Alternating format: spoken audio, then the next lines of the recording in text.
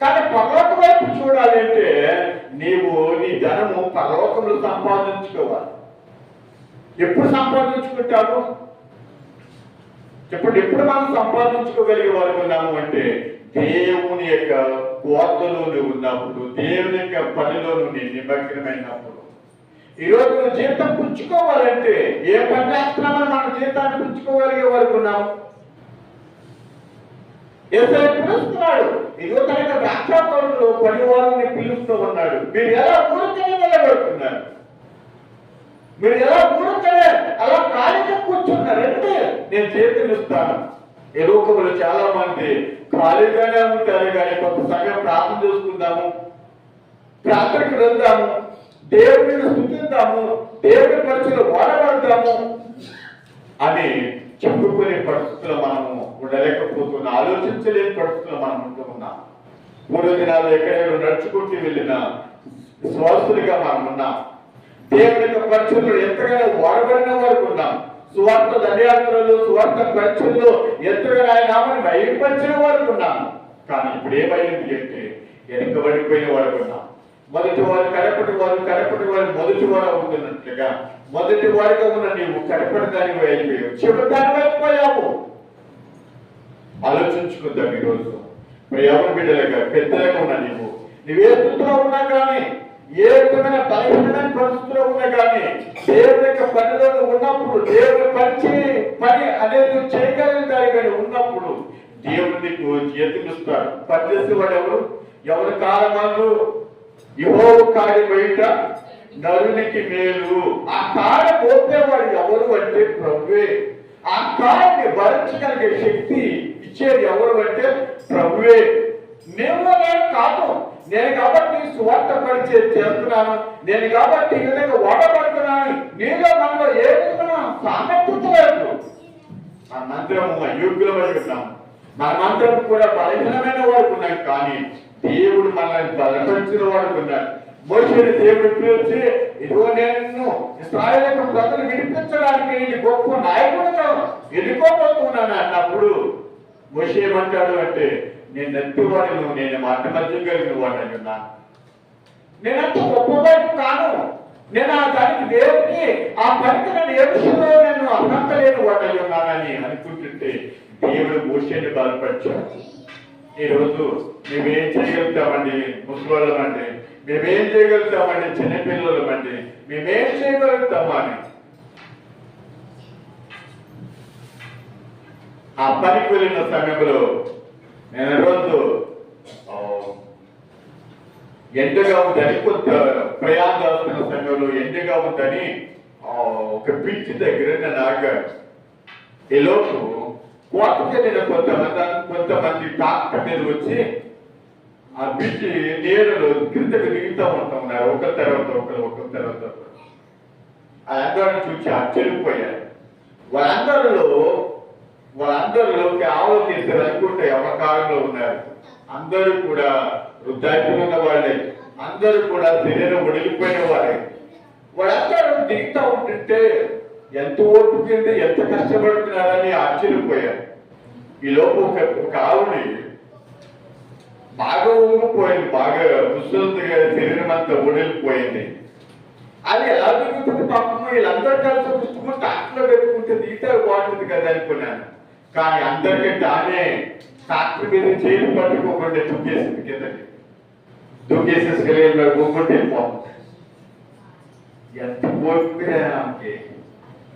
ఎంత ఆసక్తి, ఎంత ఆరోగ్యాన్ని దేవుడు ఇచ్చాడు. నిజంగా ఈరోజు భూలోకమైన పనికి వెళ్తే ఎంతో కష్టపడుతున్నారు ఈరోజు. కానీ దేవుడి సన్నిధిలోకి వచ్చినప్పుడు ఏ పని చేయదు? చెప్పండి. దేవుడి సన్నిధిలోకి వచ్చినప్పుడు ఏ పని చేయదు అంటే నడుము పని చేయదు, మోకాలు పని చేయవు, కాలు పని చేయవు, చప్పట్లు కొట్టలేని పరిస్థితిలో, మాట్లాడలేని పరిస్థితిలో ఎంత బలహీనమైపోతామో ఎవరితో పోల్చుకోవడానికి కూడా లేదు. ఆ ముసలాంటి డాక్టర్ మీద నుంచి అందరూ పట్టుకుని దిగుతూ ఉంటారు. ఆ డ్రైవర్ ఉంటాడు అక్కడ సీట్ తెచ్చుకెళ్ళి దిగుతూ ఉన్నాడు, భయపడిపోతున్నారు. కానీ నీవు మాత్రం జంప్ చేసేస్తుంది, దూకేస్తుంది. దేవుని మందిరంలో కూడా దేవుడు నిన్ను బలపరచువాడు. ఎవరైతే తన యందు భయము భక్తి కలిగిన వారు ఉంటారో వాళ్ళందరూ ఎలా ఉంటారంటే నూతన బలం పొందుకొని నీతిస్తున్న ఉదయించున్నాడు గనుక వారు ఎలా ఉంటారు? క్రొవ్విన దూడలు గొంతులు వేయనట్లేగా దేవునికి సందులో బలమైన బిడ్డలుగా. అపొస్తలుడు పౌలు గారు అంటాడు, నేను ఎప్పుడు బలహీనుడినో అప్పుడే బలవంతుడు అంటున్నాడు. ఈ లోకంలో నువ్వు బలహీనమైన దానిగా నువ్వు ఉన్నప్పుడు దేవుడిలో బలమైన దానిగా ఉంటావు. దేవుడిలో నేను బలహీనుడిని అన్నప్పుడు లోకంలో బలమైన దానిగానే ఉంటావు. అసలు మీకేం తెలియదు కానీ బయట చూడండి వాళ్ళ పరిస్థితులు. అలా మాట చూడండి, అది పాట చూడండి. ఆ చెరువులో ఎలా పడతారో తెలుసా, ఎంత నవ్వుతూ ఉంటారో తెలుసా. కానీ గుళ్ళో మాత్రం ఏదో పోగొట్టుకున్నట్టు ఉసూరుమంటూ పాటలు వేగిమించలేదు. ఏ పాట ఎంత బాధలో ఉన్నప్పుడు అనుకున్నట్టు ఎంత ఆందోళనతో ఉంటుంటాము. దేవుడు ఆ విధంగా ఉంచితే మనకి జీవితం రాదు. ఆ విధంగా ఉంటే మనం ప్రతిఫలం పొందుకోలేని వరకు దేవుడు మనల్ని జ్ఞాపకం చేసుకున్నాడు. నిరంతరము ప్రకాశించే వ్యక్తులుగా కూడా దేవుడు కోరుకుంటున్నాడు. కనుక ఈ రోజు మరొక మాట జ్ఞాపకం చేసుకుంటాను. సంఖ్యాకాండం 11వ అధ్యాయము.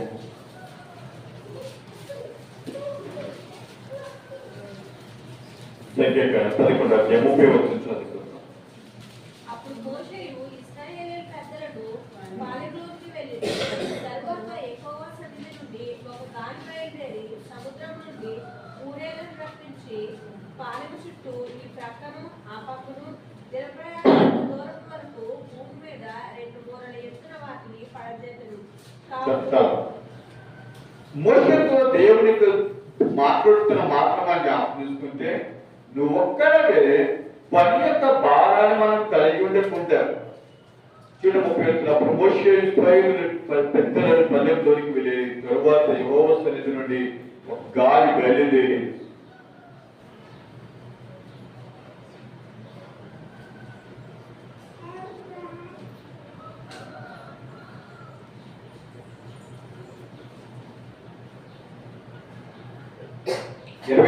చూడండి. యెహోవా మేఘంలో దిగి అతనితో మాట్లాడి అతని మీద వచ్చిన ఆత్మలో పాలు ఆ 70 మంది పెద్దల మీద వచ్చింది. కావున ఆత్మ వారి మీద నిలిచినప్పుడు వారు మాట్లాడగలిగిన వారు ఉన్నారు అంటున్నారు.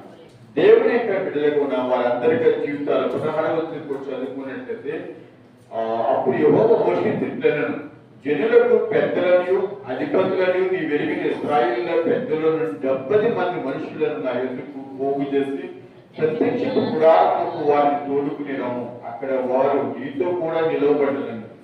నేను దిగి అక్కడ నీతో మాట్లాడలేదు మరియు నీ మీద వచ్చిన ఆత్మలో వారు వారి మీద ఉంచుతుంది. ఈ జనుల భారమును నీవు ఒట్టిగా పోయికున్నట్లు వారు దానిలో యొక్క వారు నీతో కూడా ధరింపబడెను. చూడండి ఒకసారి చూసారు బైబిల్ 11వ అధ్యాయము 17వ వచనంలో నీవు ఒట్టిగా పోయికున్నట్లు వారు దానిలో యొక్క పాలు నీతో కూడా భరింపవలెను. యేసయ్య ఒక్కడి మీద భావించలేదు. దేవుడు చేసిన గొప్ప పని ఏంటంటే మీరు స్వార్థ పరిచయలు చెత్తగా మీరు వెళ్ళండి. ఒకరిగా వెళ్ళకండి, ఇద్దరిద్దరిగా వెళ్ళండి. మొదటిగా మోషేతో కూడా దేవుడు మాట్లాడుతున్న మాట ఏంటంటే మోషే ఈ యొక్క ప్రజలందరూ కూడా నేను ఒక్కడే ఇంత వాడాలను మోపి నువ్వు కలిగడము మంచిది కాదు. కనుక వాళ్ళు కొంతమందిని నమ్మకమైన వారిని నా ఆత్మకు లోబడే వారిని నువ్వేం కలిగిన వారు ఉండాలంటే ఇదిగో నా ఎందుకు తీసుకురా, నేను నీకు ఏ ఆత్మనైతే ఇస్తూ ఉన్నాను, నేను నీకు ఏ ఆత్మ ద్వారా అయితే నేను అభిషేకిస్తూ ఉన్నాను, నేను ఆత్మలో కొంత పాలు వారికి కూడా నేను అనిపించబోతూ ఉన్నానని దేవుడు మాట్లాడుతూ ఉంటున్నాడు. అయితే ఈ రోజు వరుస 17వ వచనంలో నీవు ఏ జనుల భారమును నీ ఒంటిగా మోయకున్నట్లు వారిలో దానిలో ఒక పాలు నీతో కూడా భరింపవలెను. సంఘము అనేది కుటుంబం అనేది 10 మంది కలిపితే ఒక కుటుంబము 10 కుటుంబాలు కలిపితే ఏమవుతుందంటే సంఘం అవుతుంది. ఒక్కరిని కుటుంబం భార్య భర్త పిల్లలు, ఈ నలుగురు ఏమంటారు అంటే కుటుంబం అంటారు. ఈ నలుగురు నాలుగు బతుకు 40 మంది ఏమంటారంటే సంఘం అంటారు. సంఘం అంటారు. 4 కుటుంబాలు కలిగితే సంఘము. కుటుంబం అంటే జ్ఞాపకం చేస్తున్నా. వీళ్ళందరూ కూడా ఏమై ఉన్నారు అంటే సంఘముగా ఏర్పరచబడిన వారు ఉన్నారు, జనసమూహంగా ఏర్పరచబడిన వారు ఉన్నారు. దేవుడు మోషేతో మాట్లాడుతూ ఉన్న మాట ఏంటంటే, నువ్వు ఒంటిగా ఉన్నట్లు. ఏమా నువ్వు ఒక్కరివే ఏంటి పని చేస్తున్నావంటే పాఠం గారు ఉన్నారు అనుకోండి, ఏమంటారు? ఎవరి నుంచి రాగానే పని చేస్తుంది, ఒకటి కష్టపడుతుంది, ఒకటి కష్టపడుతుంది. ఏమంటారు అంటే, ఏమా పిల్లలు లేదా? నువ్వు ఒకటే పని చేస్తున్నావే, ఆ వాతావరణం కూడా వచ్చి కదా, పిల్లలు ఏదని చేయొచ్చు కదా. అంటే కుటుంబంలో ఉన్న పిల్లలు తల్లిదండ్రులు ఏమవ్వాలి చెప్పండి? కుటుంబంలో ఉన్న పిల్లలు తల్లిదండ్రులు ఏమవ్వాలంటే పాదవస్తులుగా ఉండాలి, సహకారంగా ఉండాలి. ఈ రోజు కొంతమంది పిల్లలు తన యొక్క బిడ్డలు ఎంతగానో సహకారంగా ఉంటున్నారు. నిజంగా తల్లిదండ్రులు ఒంటిగా ఉంటే నాకు పిల్లలు ఎవరు లేరు, పిల్లలు పెరిగిన పెద్దవారైనా పిల్లలు కన్నా కనకపోయినా మనమే ఫోన్ తెచ్చుకుని, మనమే కొట్టుకాడికి నువ్వు తెచ్చుకుని, మనమే అన్ని రకాలు చేసుకున్నాం అనుకోండి. ఏ భాస్కర్ మీరే వస్తున్నారంటే పాజిటివ్, నా పిల్లలు నేను పడుకోబెట్టి గారాన్ని చూసుకుంటానన్నా సమాజం అడిగే ప్రశ్న ఏంటంటే, మీరు ఒక్కరే వస్తున్నారంటే, మీరే వస్తున్నారంటే ఇప్పుడు కూడా పిల్లలు లేరు, పిల్లలు ఎగలేదు. అంటే సమాజ కుటుంబం అనే దానికి ఒకరికొకరు ఏం కలిగిన వరకు ఉండాలంటే సహకారంగా ఉండాలి. మోషేతో దేవుడు మాట్లాడితే, మోషే ఇంత జనసమూహము నువ్వు ఒక్కడగా కలిగిన కంటే, నువ్వు ఒక్కడగా ఆ భారాన్ని అంతటిని మోసే వరకు ఉండడం కంటే వాళ్ళు కొంతమందిని ఏర్పరచుకో. ఈరోజు సంఘము పెద్దలంటే ఎవరంటే వయసు మీరున్న వారు కాదు, 60 సంవత్సరాలు 70 సంవత్సరాలు వచ్చిన వారు కాదు.